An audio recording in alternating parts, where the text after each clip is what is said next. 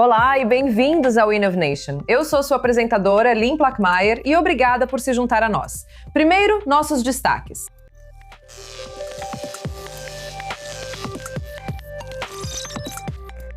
A IA está avançando para áreas críticas como saúde e defesa, mas à medida que os riscos aumentam, a Gene AI está construindo salvaguardas para mantê-la segura.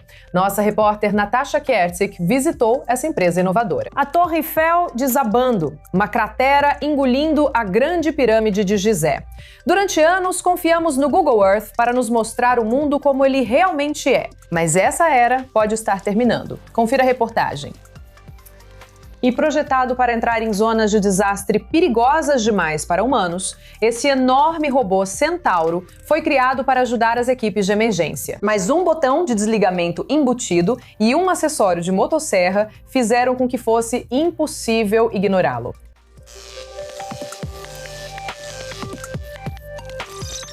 Duas universidades israelenses estão entre as 30 melhores do mundo na formação de talentos em IA, pesquisa e startups. Agora, com a corrida global pela IA esquentando, Israel enfrenta um desafio ainda maior: transformar esse talento na próxima geração de empresas inovadoras. Agora estou com Judah Tal, sócio-gerente da Hertz Ventures e autor de 12 Moonshots for Israel. Obrigada por estar aqui hoje, Judah.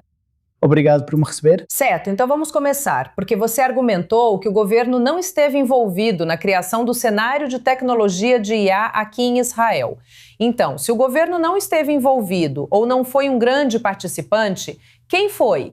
Sim, o governo é importante, mas geralmente seu papel é permitir que outras coisas aconteçam, não fazê-las diretamente. Não existe um ministério do governo que criou a Wiz. Não existe um ministério do governo que criou a Waze ou a Checkpoint. Normalmente o que vimos em Israel é que temos um efeito de rede de pesquisadores, inovadores, fundadores, pesquisadores, universidades e uma quantidade enorme de corporações do S&P 500.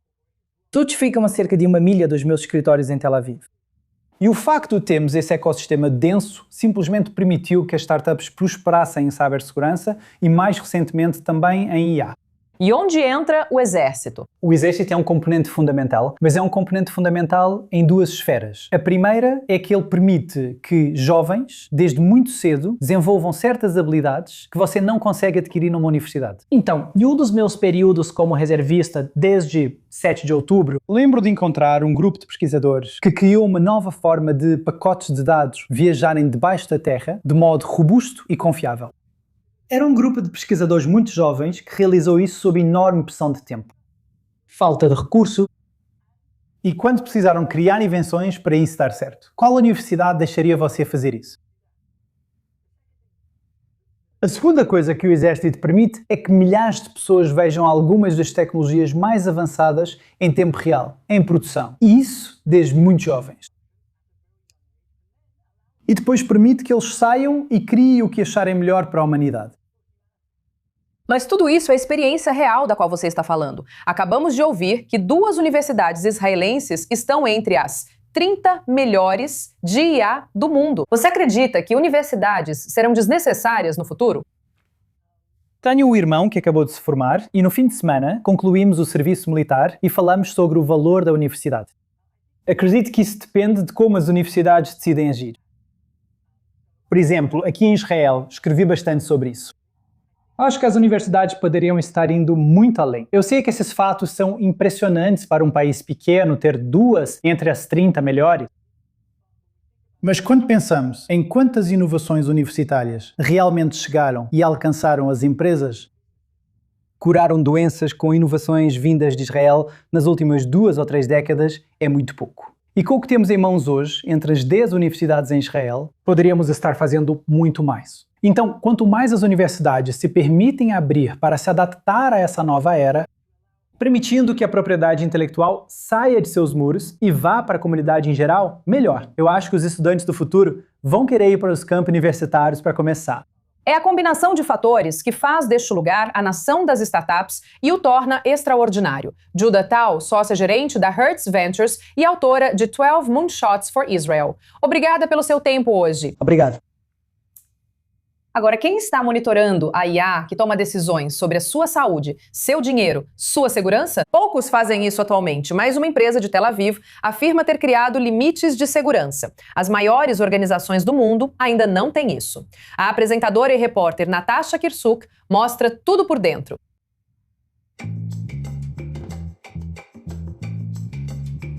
Você provavelmente falou com uma IA esta semana sem perceber, seja ao ligar para o plano de saúde, banco ou ao conferir um exame. Agora imagine isso acontecendo em todos os hospitais, bancos e organizações de defesa do mundo. A IA não está chegando, ela já está aqui. E a verdadeira pergunta é, quando ela erra, quem é o responsável? Estão nos escritórios da Gene AI em Tel Aviv e eles acham que tem a resposta.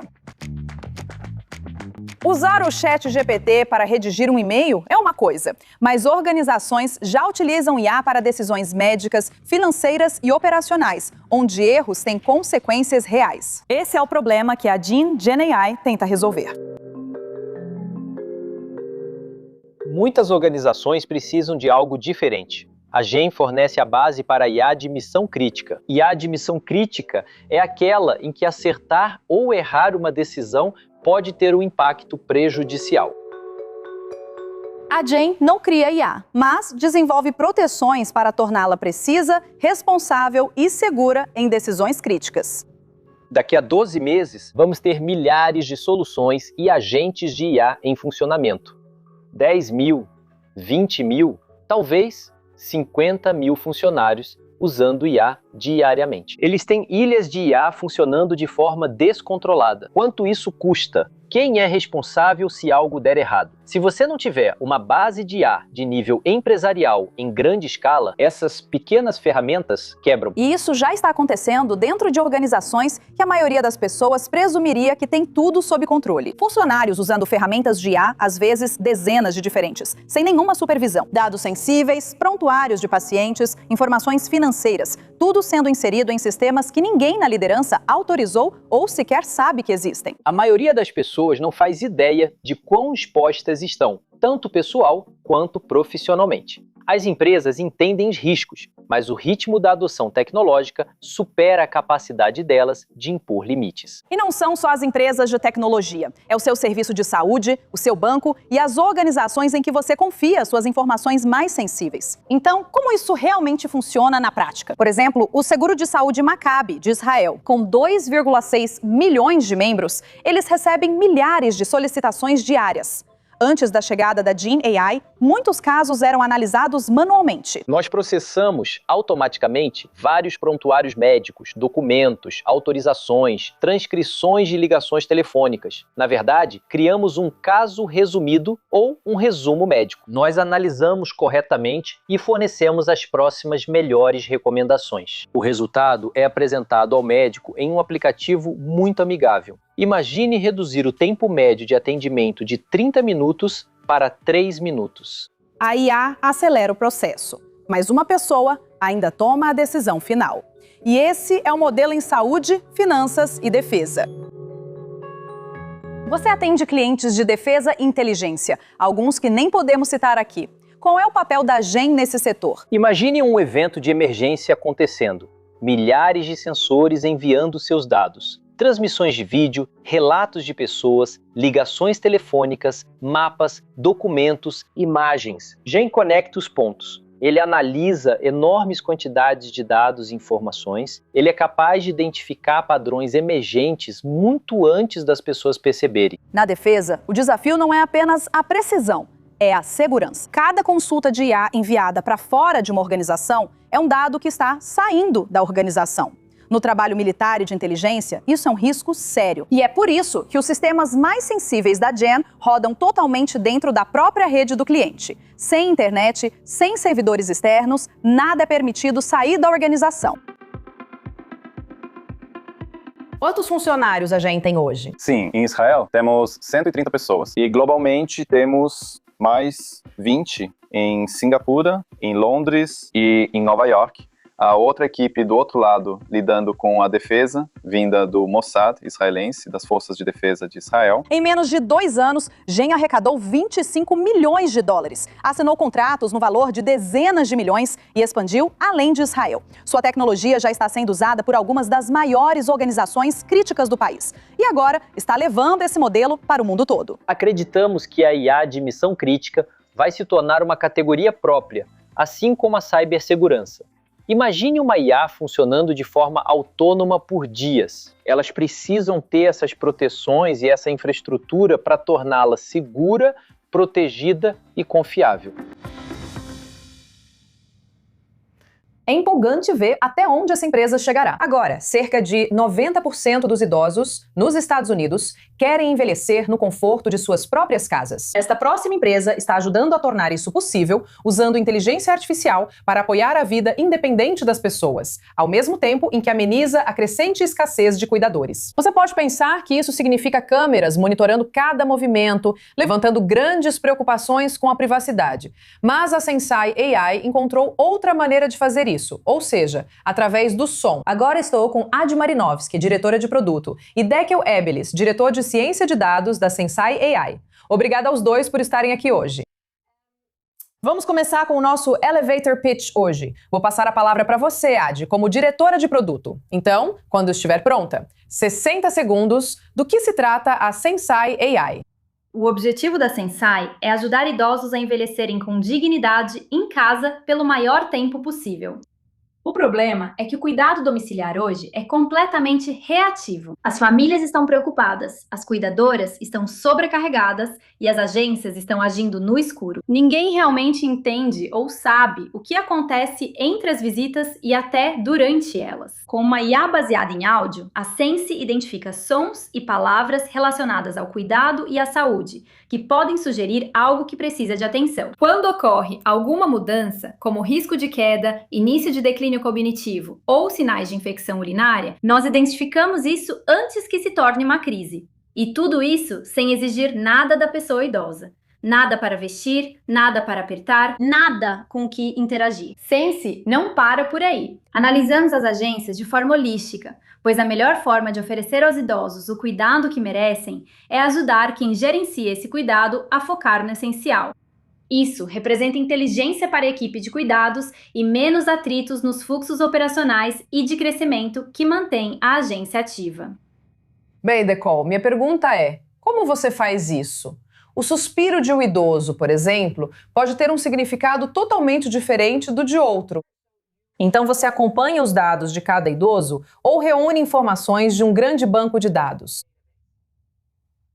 Sim, na verdade é os dois. Para cada idoso, nós aprendemos o padrão pessoal dele. Como soa um dia normal para aquela pessoa específica, suas rotinas, seus ritmos. E usamos o que aprendemos com uma grande população de idosos e provavelmente o maior banco de dados de gravações de áudio de idosos do mundo. Então sabemos o que certos sons e padrões costumam significar. E a IA, então, identifica mais de 100 tipos diferentes de eventos auditivos relacionados ao cuidado. Alguns são baseados em sons físicos, como uma tosse, ou talvez o som que alguém faz quando cai.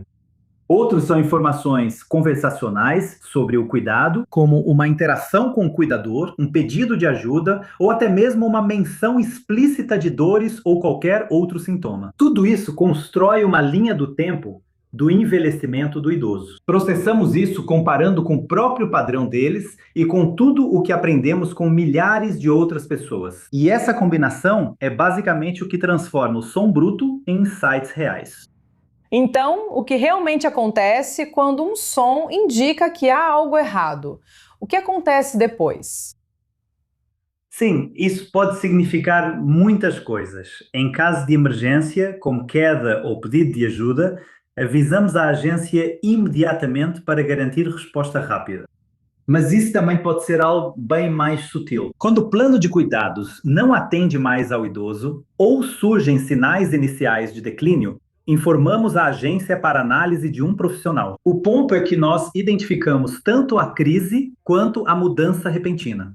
E muitas vezes isso é o que mais importa, porque é aí que você realmente pode prevenir a próxima crise. Ad, última pergunta. Qual é o real tamanho da falta de cuidadores hoje? A Sensai AI resolve isso?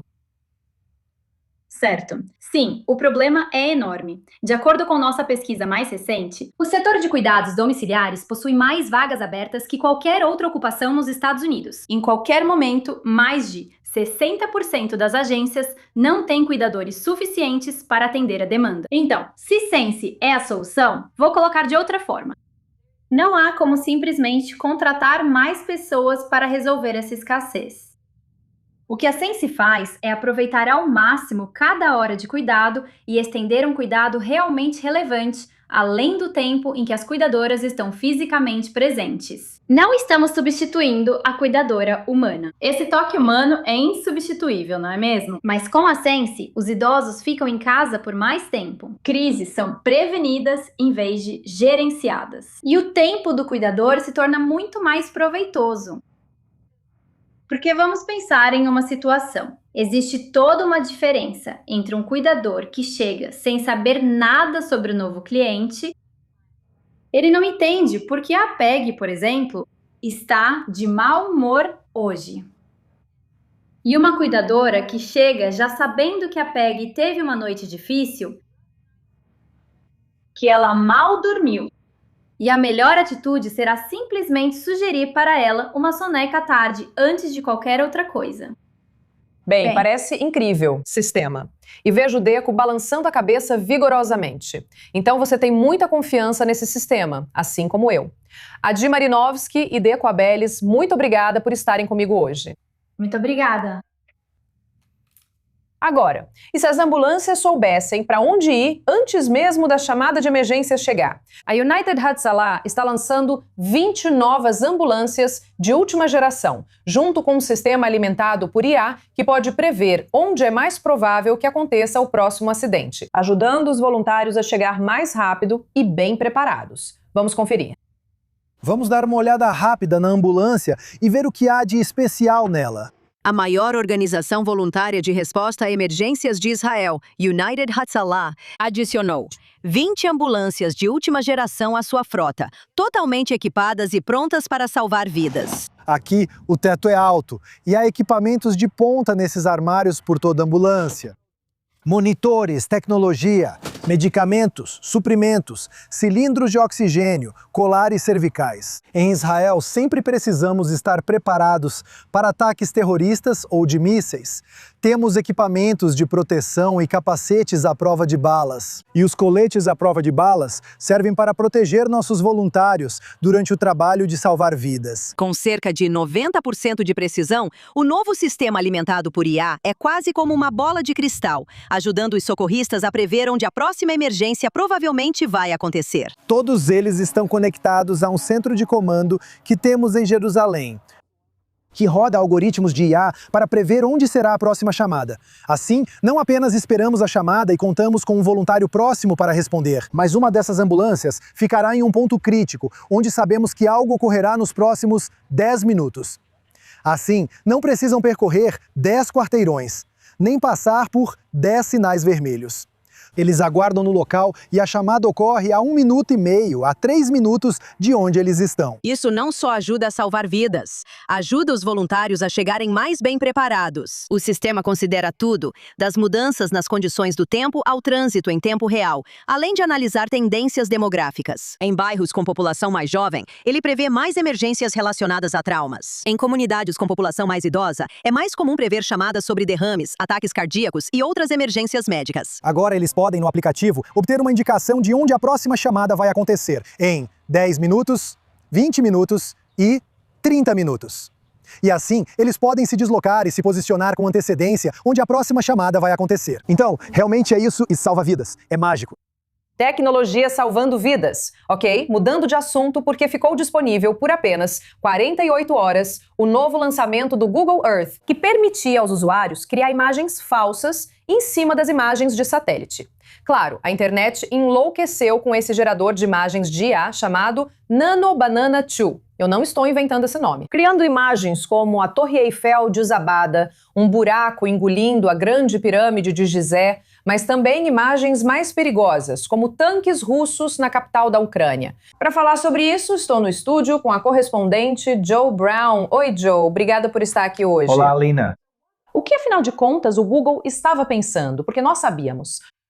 A gente sabia que isso ia acontecer e que iam distorcer a realidade para se beneficiar. Certamente, essa é a questão que empresas de tecnologia parecem não entender ainda. Sempre que você cria algo, você tem que pensar o que a pior pessoa do mundo poderia fazer para transformar isso em algo nocivo. É isso que eles fazem com as leis e com o rápido avanço da inteligência artificial e suas capacidades. Isso é algo que essas organizações precisam ter em mente. Então, quando você tem algo no Google Earth que permite literalmente mudar o mundo, você tem que pensar, ok, isso poderia ser usado para o mal. Então, os exemplos que você mencionou, eu vi algo online em que pessoas faziam aviões voarem contra torres em Nova York.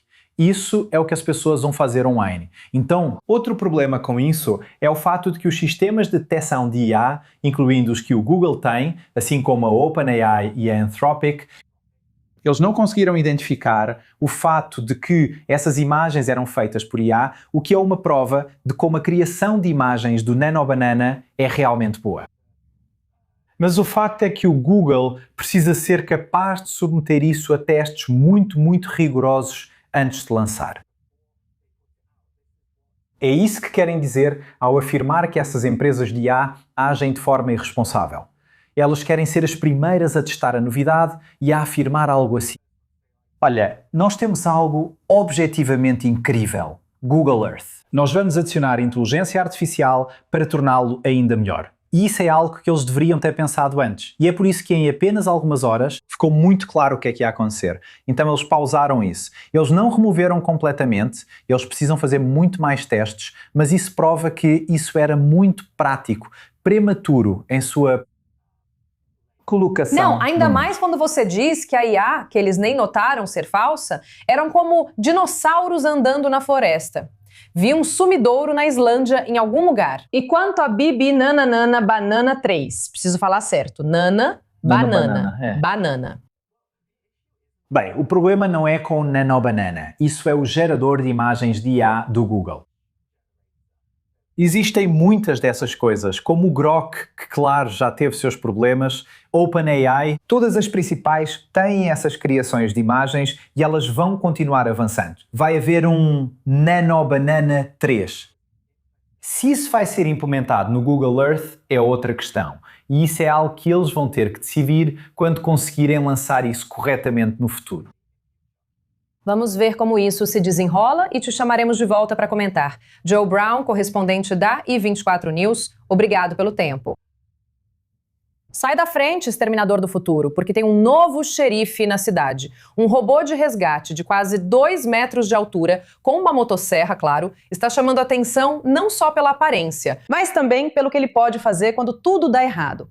Apelidado de 3 metades, esse robô, Sand Centaur, foi projetado para ir onde as equipes de emergência não conseguem chegar, em casos de, por exemplo, incêndios florestais, zonas de desastre e áreas industriais tóxicas. Mas seus criadores também publicaram instruções detalhadas sobre como desativar ou até destruir o robô em uma emergência, com o chamado botão de desligamento embutido. A empresa diz que o Sand Centaur é, abre aspas, mais perigoso do que parece, enquanto a internet enlouqueceu debatendo se deve ficar apavorada ou admirada com essa nova monstruosidade robótica. E esqueça o swipe. O fundador do Hinge está apostando que o futuro dos relacionamentos é a IA, claro. Justin McLeod já arrecadou 18 milhões de dólares para sua nova empresa, Overtone, que promete apresentações cuidadosamente selecionadas em vez de perfis infinitos, curtidas e matches. A plataforma usa IA para conhecer os usuários através da própria voz deles e depois explica por que acredita que 2 pessoas combinam. É uma abordagem diferente, semelhante a uma casamenteira, já que o cansaço com aplicativos de namoro aumenta e quase 80% dos usuários dizem estar exaustos com a experiência de swipe. E talvez você nunca tenha ouvido falar, mas existe um índice Big Mac publicado pela The Economist. Israel agora ocupa o 2º lugar no mundo pelo Big Mac mais caro. logo atrás da Suíça. E isso é um grande salto em relação ao último ranking de janeiro passado, quando Israel estava em 8º lugar. 2 fatores explicam o salto repentino de Israel para o 2º lugar no índice: um aumento acentuado no preço do Big Mac em Israel e a valorização do shekel em relação ao dólar americano. O hambúrguer popular agora custa 23 shekels, ou seja, $7,40, o que representa um aumento impressionante de 15% em relação a janeiro passado. Agora, o índice Big Mac foi criado há 40 anos como uma tentativa semi-humorística de explicar a prosperidade de um país. O Big Mac foi escolhido como produto representativo porque é vendido em muitos países e é semelhante em cada um deles, e depende de uma longa lista de produtos locais, como carne, pão e vegetais, ao mesmo tempo em que incorpora custos, como salários dos funcionários, aluguéis, energia, transporte, publicidade e impostos. Então, nada mais de Big Macs para nós. Bom para o nosso bolso e bom para a nossa dieta. E por hoje é só. Sou sua apresentadora Liv Blockmeyer. Junte-se a nós na próxima semana para um novo episódio de inovação. Obrigada por assistir e tenha um ótimo dia, onde quer que você esteja, direto de Tel Aviv.